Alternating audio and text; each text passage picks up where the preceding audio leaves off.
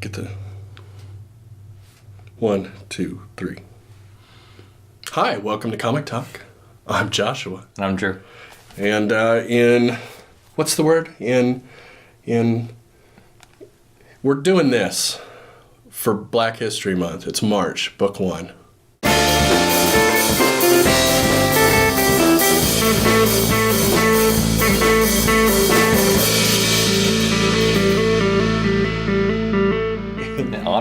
In honor, that's it. Okay, so yeah, for our one of two Black History Month books, we're going to talk about March. This is Book 1, John Lewis, Andrew Aden, and Nate Powell. Yeah. And check back next week, because we're also doing, what are we doing? Black Science. Black Science for Black History Month.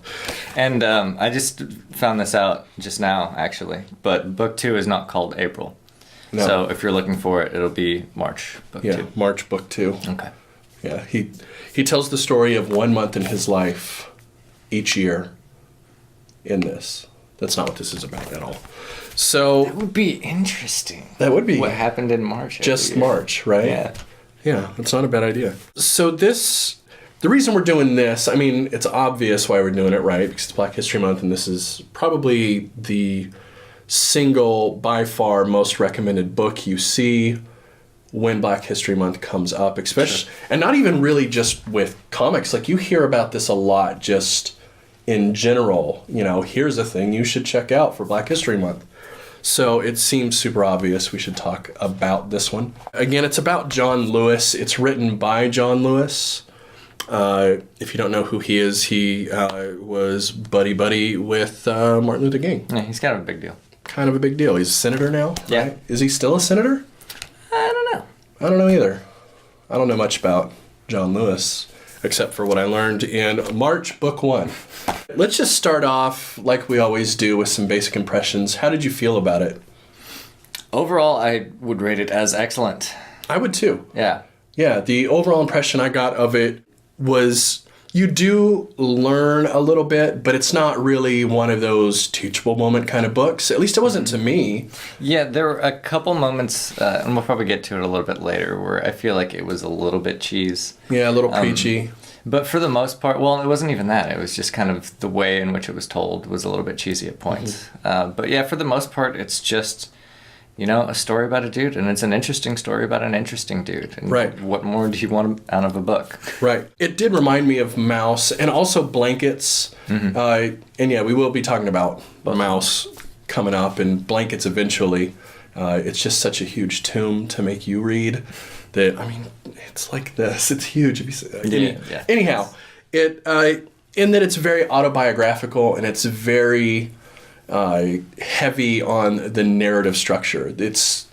Everything is narrated a lot. It's not your classic show don't tell kind of comic. It's not a Bendis telling. It's for not. Example. It's in fact most stuff when it's told in this format in comic form, when it's told this way with such heavy narration, drives me bonkers. I usually don't like it. I love it. That's like kind of the style that I'm into, if anything. Well, the thing is, it has to be done well. You can't, like an average comic, like an average superhero comic told in this format ends up being garbage because there's no point. There's no overarching reason why the story's being told, which makes it awful. Right? Just off the top of my head, though, I don't know if I can think of a lot of examples of that. Well, I mean, I think we always come back to Jeff Johns, but I think Jeff Johns tells stories like this in this narrative form, where most of the story is told where the character's just talking to you in bubbles. Or, Mark Waid is this way, right? A lot of like 80s comics are told in this format where there's a large narrative box in every panel. I guess I just think about that a little bit differently because in that sense it's more that, I mean, it is a narration box, but it's like the character talking to you, whereas this just sort of reads just like a story, like a book, right? You know, I mean, it just happens to be from first person perspective, right? So yeah, making that distinction, I would definitely agree that on one side, it's all garbage, but on the other side, that's like my jam. Right. And The thing is, though, I would put this more in the wheelhouse of people who are interested in a lot more introspective type work.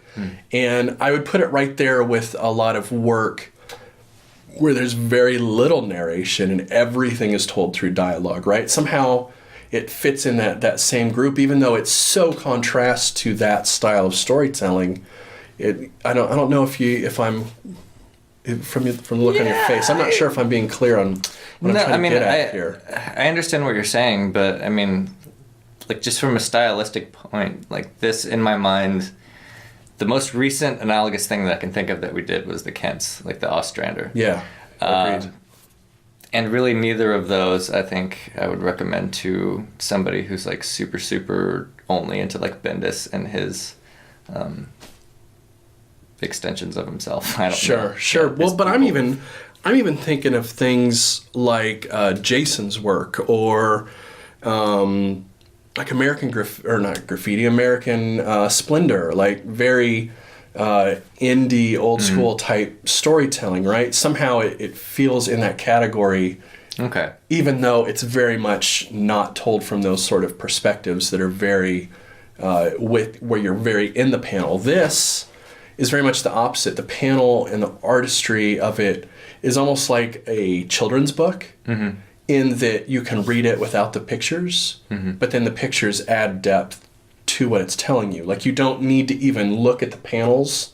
This could be told in like autobiographical form in a normal narrative structure book with no imagery whatsoever, and you'd pretty much, for the most part, be completely with it and never get lost. But that's like the opposite of the Bendis style, which is that you have to look at the panel to see, like, what the fuck's going on. So, I don't know. We need to talk about other things. Sure. I just think that's the main thing I noticed, is just how narrative heavy it was. Yeah, it is. And it's very much not like a classic, what I think of as classic comic book storytelling form. It's very much sort of the opposite, and more of pulled out and a little more literary, maybe. Yeah, maybe that's what we're getting at. The point I mentioned earlier about it getting a little cheeseball endpoints, really, I mean, it's kind of along those lines of, like, how the story is told. There's a couple little moments, like when he's talking about the librarian and she says, like, "My dear children, read everything." Like, it's just a little bit like, come the fuck on. It is a little corny. So there's a couple instances of things like that. And then, like, I super dug in the beginning how, like, there was, like, the family coming in and, you know, and he was, like, talking to them and, you know, relaying the story and whatnot. And I think that's, I'm glad that it was departed from at some point, because that's a very trite formula, you know? And so to break away from it, like, absolutely added depth to the story. But then, like, some of the transitions back to the story, I thought felt a little bit weird, you know? Sure. One of the weird things that I thought was really clever is exactly how you're talking about how it transitions away from talking to the family that came in. It does it in this really loose, like, dropping the narrative kind of thing. Like, it just kind of drops that somewhere, and you forget that was even a thing, that he was telling a story to a kid, and it's no longer he's telling the story to the kid, he's telling the story to you. Very clearly, it's like he's narrating to somebody who's taking down his story, like, autobiographically. But then it occasionally come back and he's telling the story to somebody else, you know, so it like brings you back. They use this strange, he uses this clever little twist of like the present day narrative, where all of a sudden, well, was he talking to, this hasn't been all talking to that kid, right? It's been like 2 minutes. He just told a story that would take like half an hour to tell, you know? Yeah. And then, you know, again, the period after that where he's, like, putting on a scarf, and then, like, fucking, like, 2 years of history gets narrated, you know? And then, like, he's, like, going and getting in a car or something like that. And then he's like, well, should I wear a hat? Like, it's like he just put a hat on. Like, that's all he did in that whole time. So I think it could have been a little bit more crafty. There was a couple points, like, there was one where the phone rang in present day, and then, like, it flashed back to the time there, which, again, is, like, formulaic, but it's still a solid thing that we know works. It's accepted in the canon of literary techniques to use. Sure. Yeah, a little bit more of that, I don't think. Or I think would have helped the story. Probably. It's also clear that he's not to me, it was pretty clear that he's not an experienced comic writer. But on that note, I did find it extremely interesting that he included the Martin Luther King comic in here. I didn't know that was a thing. Yeah. You know, so it's like, it's kind of like a pride thing at this point. Like, yeah, comics were out there, like, you know, fighting the good fight before, like any of this other shit. Like, yeah. Yeah, definitely. And although he's not an experienced comic writer, I do feel like a lot of love for trying to do the form justice. Like, he's got to be someone, I think he mentions a few times, if I remember correctly, that he did as a kid like comics or knew of them and was interested in them. Sure. And I think it was right around that time with the Martin Luther King comic, he was talking about how they're impactful. Sure. Right? You can tell that he has a love for the medium. I mean, why else would he have done this anyway, right? I mean, it's a strange choice to have made. But it comes through. You can feel this isn't a political book like you throw out the book before election season, you know what I mean, kind of thing. It's clearly not that. He had a story he wanted to tell, and he clearly wanted to tell it in a comic book format. Right. And it worked out great, obviously. It does work really well, yeah. Let's talk about some art and some paneling. Let's do it. That's tied to that. So, general first impressions of both? I like the art. I like the paneling overall. It is clear that the paneling and art is a slave to the autobiographical narrative. Well, sure. To a heavy degree, the art very much. Like I said, and a lot of times it feels storybooky, where you're really... It's maybe like subservient would be the right word. Sure. Yeah. It does add, it makes it a little easier to follow the threads that are throughout that I think you would lose in just book format. Sure. And it also, I think, makes, certain things more dramatic or, it just shows them in a certain way. Right. Which is, a very delicate thing probably for him. So I think he probably went through a lot of artists choosing the right one for this. It could be, or maybe he was approached by an artist. I'm not... Maybe. Who knows? Yeah. They meld well together. It works really well. The artist does just enough with the paneling to keep it interesting. It's very clean and easy to follow, which is always good for something like this, because I can definitely see myself lending this out to people who are not comic readers. Yeah, exactly. So, you don't want to take too many really weird visual turns and stuff like that. Yeah, it's very classic overall.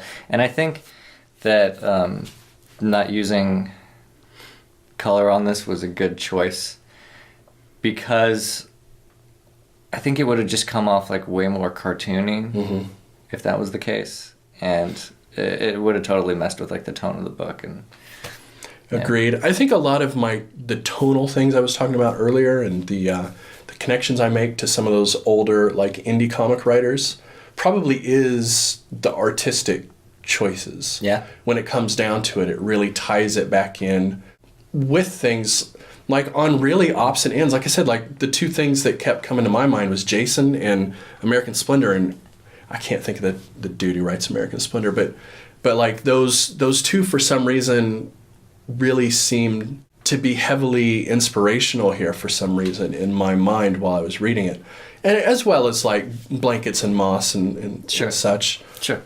So it lends it a certain weight, I think, leaving the color out, that probably, like you said, would have cartooned it up with the coloring and made it feel less serious, There's also something kind of endearing about like the straight pencil, so definitely. So you touched on this just a second ago, but who would you recommend this to besides non-comic fans? Which, by the way, again, like an excellent choice for somebody that's not really a comic fan. Sure. Well, two of the major ones is people who are into stuff that's more of a serious tone.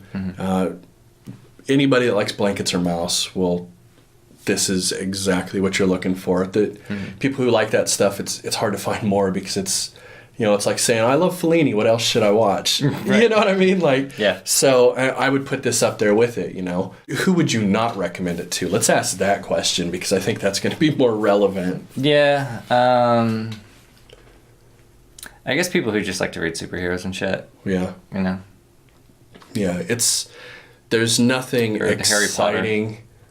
You know, and being March, and it looks like maybe there would be some exciting riot stuff happening, and it's There's a tiny bit. but it's not really about not that. really, It's yeah. it's very interpersonal, daily machinations of what it's, you know, ruminations. And Yeah, I mean, the first half of this book is just about him, like, growing up, and, like, the whole civil rights thing doesn't even, like, become part of the story, until a good way into the book. right. So, And it's still, for book one, even though I feel like I could stop at book one and be like, man, that was great.